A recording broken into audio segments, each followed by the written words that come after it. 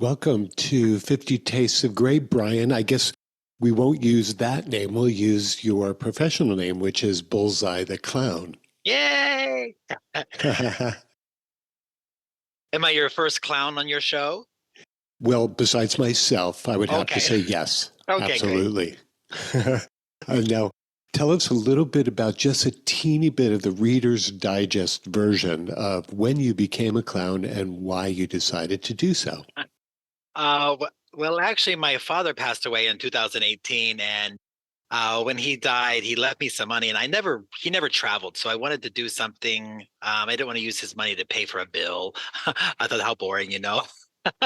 So, I remembered watching a movie called Patch Adams years ago, and I realized that he was a real person, and I logged onto his website and saw that he was doing a clown tour to Russia. I had never been a clown up to that point. I was a stand-up comedian for quite a few years, and then I stopped doing that and just kind of took a normal day job.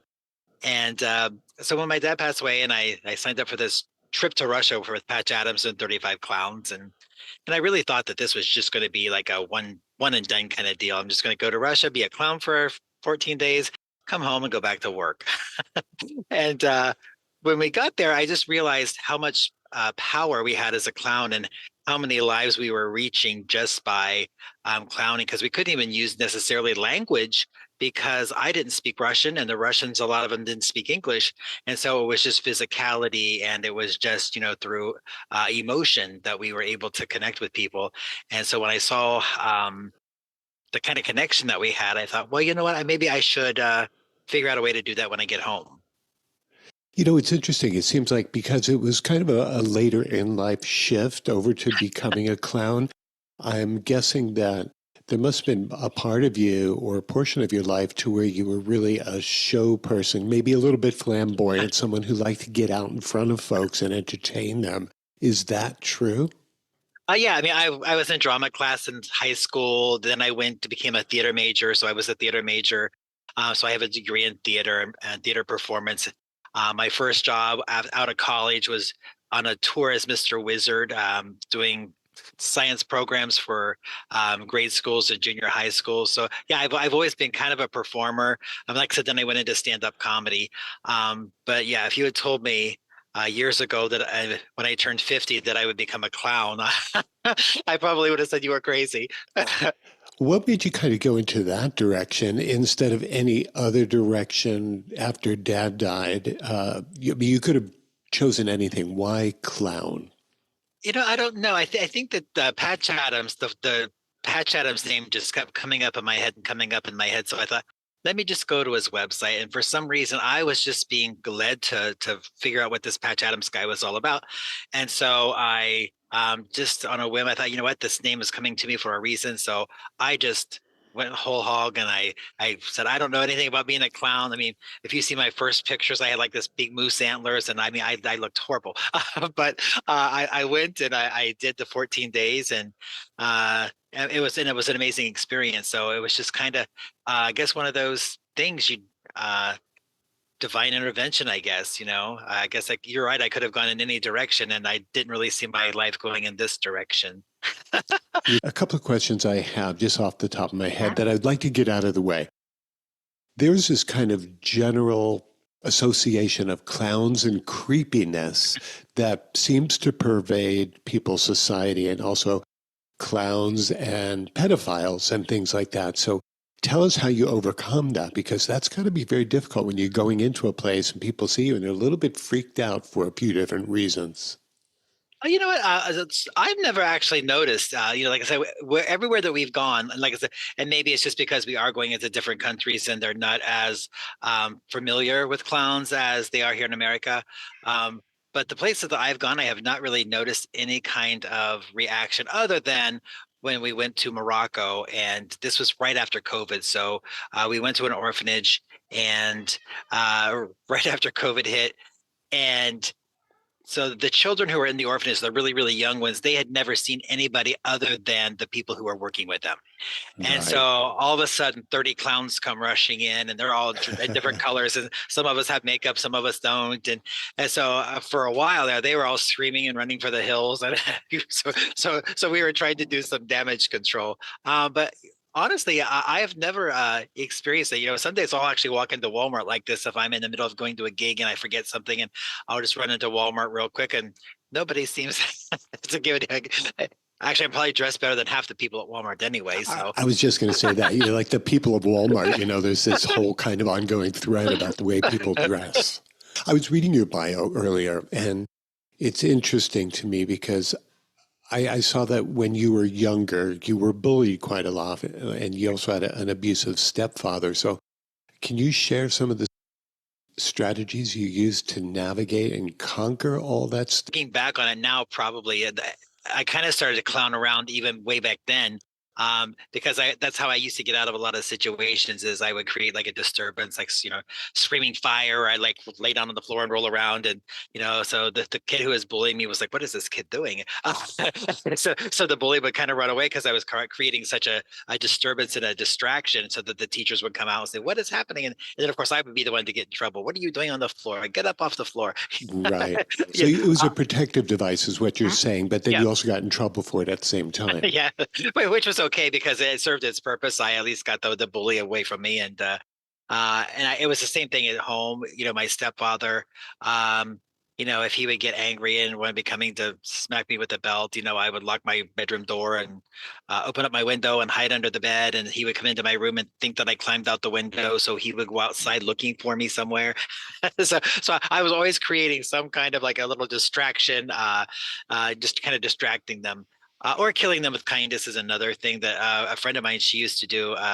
Anytime a bully would say something to her, she would just agree with them. Oh yes, yes. Hmm. Oh, you hate my outfit. I do too. Yeah, I wish my mom didn't buy me this. And oh yeah, my hair is. And after a while, the bully was like, "Well, this is just no fun picking on her because she agrees with everything we say." Would you consider yourself a professional clown? And if so, I was going to ask if there are educational systems that, let's say, clown programs where people can study. I guess I do consider myself a professional clown. I call myself a humanitarian clown because I typically am not a type who does. I don't usually do birthday parties and things like that.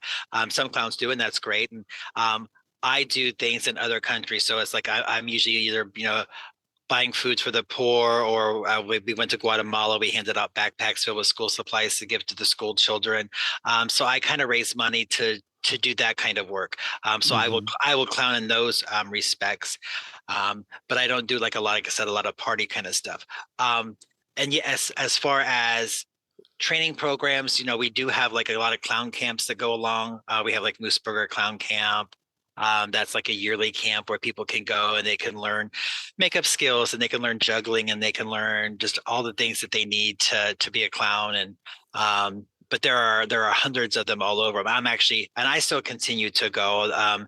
There's a one coming up in August that I'll be going to, and it's more for people who are in like the humanitarian ministry kind of clowning. And so this one is more specifically geared toward, you know, like clowning in churches, clowning in other countries and things like that. So that's kind of why I kind of picked that one to go to. But I try to go to at least one a year to kind of keep, you know, keep up on what's happening. And you know, You know, you mentioned that you went to Russia and Guatemala and places like that. So it's primarily, I guess, non-Western nations and maybe third world countries that you go to. Would that be correct? yeah, I mean, we've done Mexico, we've done Morocco, um, Costa Rica. So those are some of the places that we've gone. Uh, you know, I'll go anywhere that there's a need, or if anybody calls me up.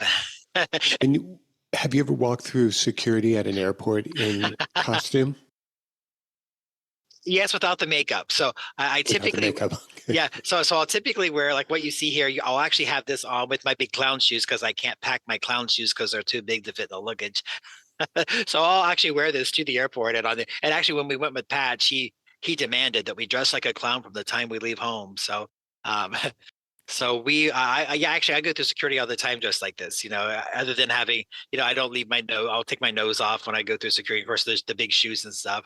Um, But yeah, no, it brings a chuckle. You know, it's really funny to watch them because they're just standing there looking at like the little conveyor belt and they're looking at their little TV. And then all of a sudden they kind of see like the giant shoe and they're like looking up to see what's happening, you know? Oh, that must be funny to watch the people who are watching you go through security and having them ask you to take your shoes off and then doing the search or the pat down or whatever they might be doing to make sure that that clown is okay. You know, traveling with a bunch of clowns, I mean, what could possibly go wrong, right? Oh, exactly. Of course, you know. And how many of you can actually fit into a VW? Uh, Probably 30. They don't have seats in them. That's how we fit so many in. Ah, gotcha. Okay, really good. Bullseye, since you mentioned food a couple of times, now I just have to drill down and ask you, what have you eaten today? Today's a bad day. So today it was just a McGriddle from McDonald's. Oh, oh my God. I You know. really said that. That can't be possible. Do people think you're a real Ronald McDonald? How often has that happened? No, believe it or not, I've never gone through it. I should go through a drive-through dressed like this just to see what happens. You know, just see, Uh-huh. don't I get this for free? I'm Ronald McDonald, and just see what they say. Oh, so you weren't in costume when you No, had your no, McGriddle today. no. This was before I got in costume.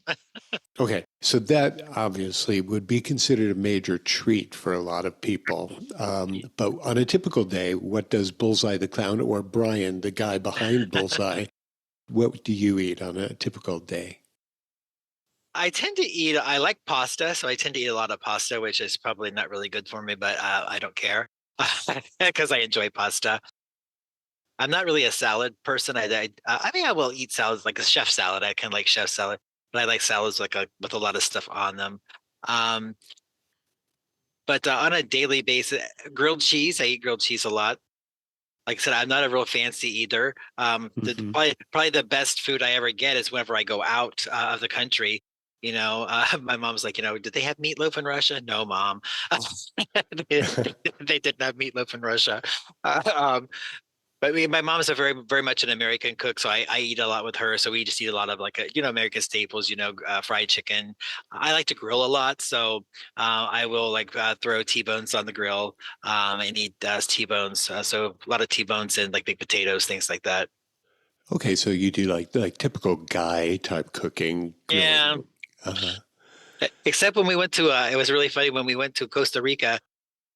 We went to a little cafe.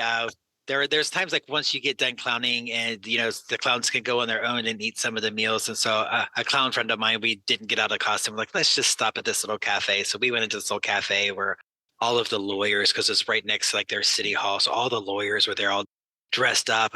And then here we come, you know, dressed like this, you know. And so they had this waffle with all kind like three different kinds of ice cream on top and kiwi and strawberries. And like that's what I want. So that's why I always posted pictures on Facebook. Yeah, this is what clowns eat when they go on vacation. Oh, So that's funny. I had to eat a very clowny kind of food when we were in Costa Rica. Right, you got to kind of stick to the script and eat all those wild and kooky foods, right? That's right. Tell me a little bit about your writing and what drives your writing, what kind of writing you do. Well, I do. I wrote a book on bullying, actually. I didn't really want to be a poster child for bullying, but you know, and believe it or not, the whole trip with Patch Adams, the very first one to Russia, was really a very healing experience for me. So, you know, going in, you know, I was dealing with, you know, the grief from my father's death. Then I was also still dealing with the repercussions from, you know, my stepfather and from being bullied as a kid.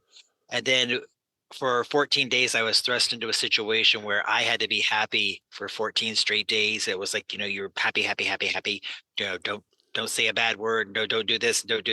You just be happy. Just go there, make everybody smile. And so I was so focused on that for 14 straight days that when I came back, I I was like healed, you know, that it was like what an amazing thing. It was like I didn't have any anger, I didn't have any resentment. The grief that I had was gone. It was and so it's kind of at that time that I actually could just sit down and actually kind of slowly work through. And so I just kind of just started typing some stuff out. I mean, it's a very short book on bullying, but it was a way for me to kind of get stuff out. I also write for um, a clown magazine called Jest for Clowns magazine, JEST, and I write It's produced every 2 months, so I do a column every 2 months. Usually it's humanitarian clown related, or it's kind of like, um, kind of a different soul searching kind of thing. So that's kind of where I am now. Which when I was younger, I was totally not introspective. Everything was just all out here. So Hmm. as I'm getting older, I'm just kind of learning to kind of process things, through the heart, and then just kind of see what'll come out on paper and what wants to come out that particular day, or sometimes not, sometimes nothing. Sometimes, I can see how healing takes place when you're put into a situation to where you have to perform, you have to show up, the show must go on, so to speak. And so I can see how that was really healing. I mean, if it doesn't break you and you end up going and doing that, I could see how you could process a lot of bad energy and to be able to overcome and regain your strength. So that sounds like what happened to you.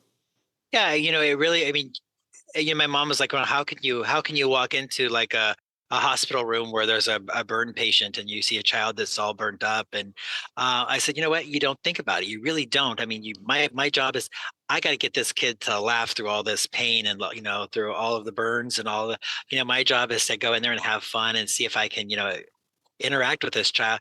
And so it's just really interesting when you first walk in and you can kind of see that they're in pain.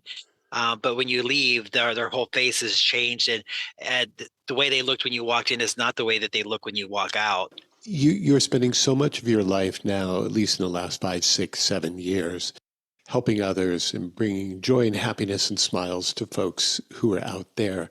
How do you bring that same joy and happiness and smile to yourself internally? How are you able to work on your stuff when you're not being outward, when you're more on the inward side? Honestly, I think both things happen simultaneously, actually. When I find myself like going through like a long stretch of time where I'm not doing any clowning at all, then I find myself sitting here, that's when I start to go, okay, something's missing. I need to do something. And so that's where I'll just, dress up in a clown costume and just walk into a nursing home. Yeah, Mm-hmm. yeah, because it's kind of a sad, selfish kind of thing to say, but I get just as much out of doing a clowning event as the people that we're clowning for. I never realized that, it was not only therapeutic for others, but it's actually therapeutic for the person who's doing it. Um, Right. yeah, that's why Patch Adams, when he actually did a documentary where he took, because he believes that there's healing power in clowning. He actually took vets with post traumatic stress. He took a group of them on a tour to Guatemala, and you see them when they first started there. They're these guys and they've got big muscles and tattoos and everything. And they're like, I'm not wearing no dress and I'm not putting on no makeup or nothing like. And then the next scene you see in this documentary, they've got like a little Tinkerbell outfit on. They're holding a little, Oh, that's hilarious. they're getting their hair done.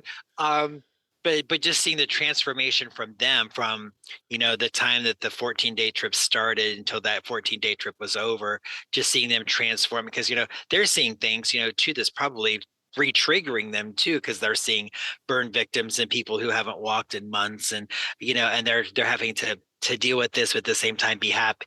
And then the families, he's hearing the families talk about it when they got back, about how amazing that they have changed, and how they no longer kind of live in fear of their spouse or whatever, because he doesn't wake up in the night with his gun and every little noise that Right. he hears and things like that. So Your everyday waking life, when you're not being Bullseye the Clown, are you just kind of a relatively sane and regular folk like every one of uh us? well, for the Or are you a most part, little bit, or are you a little bit kind of kooky, crazy? what, some days I do like to just do nothing. Some days I don't. And it's really interesting. I'll go see like shows and things and other comedians. I don't want to be part of their show. You know what? It's like it makes me nervous. I don't sit close up because I don't want to be part of a show. Uh, So now that you've made mention that you did stand up in the past and that you're still a fan, who are some of your favorites or people that you really enjoy at this point? who are people who are still working today? I love Kathleen Madigan. I find her hysterically funny. I don't know if you know who she is or not, but Yeah. uh, I used to love Whoopi Goldberg stand up. She would do a lot of characters. Lily Tomlin is another one. I always really enjoyed her stand up. Rita Hmm. Rudner, Rita Rudner. before he passed away, Louis Anderson. I loved Louis Anderson, Phyllis Diller, Joan Rivers. I loved all of them. Uh, I tended to like a lot of the old school kind of comedians, Right, right, right. and anybody who went into character. I actually have gone back and done stand up as Bullseye the Clown, because I just wanted to see if I could do it as like as a character and see how well that would play off. And I thought, you know what, I left after doing it for 10 years because I wasn't really enjoying it anymore. I got to the point where I'm like, you know what, this isn't like either spiritually fulfilling. Making a group of drunk people laugh to me was not that's not really what I wanted to do. But then I thought, did I leave too soon? Maybe I would just didn't have the right shtick. So I did go back as Bullseye, and I've done it like maybe 4 or 5 times in costume. And it actually was fun. It was sincerely fun. Oh, good. So that went over fairly well when you went back as Bullseye?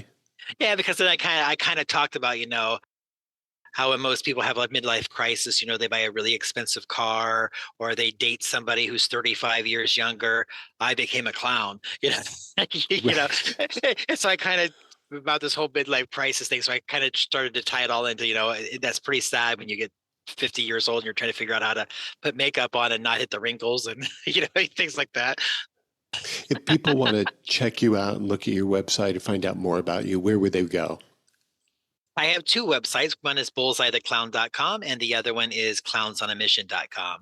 So Clowns on a Mission is all based on, the mission work that we do. So there's lots of photos from the trips that we've taken and some of the stuff that we've done there. Also, there's ways to donate there. If you would like to donate, there's a little place for you to click on to for, if you want to buy a t-shirt or a mug or things like that, because we do get residuals from that as well that we can actually use to we'll use all the money that we make from that. All the money that we make from that goes directly to buying food in Guatemala when we go Hmm. back.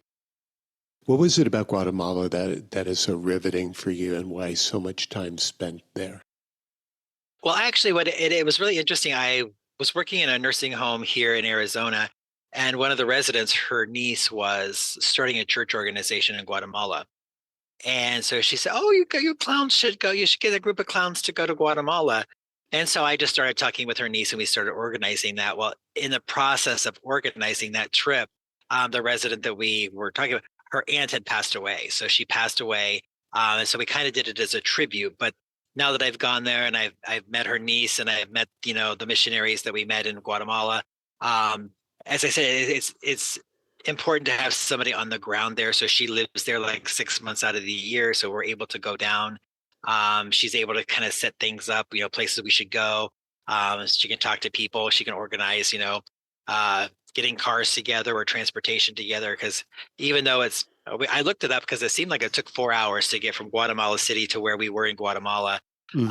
It was only about 75 miles, I think it was, but it took us about 4 hours because because of the way the roads were and the Right. traffic and everything. So she kind of helped set all that up, and we were able to find the hotels and all that kind of stuff. So it's great to have somebody there.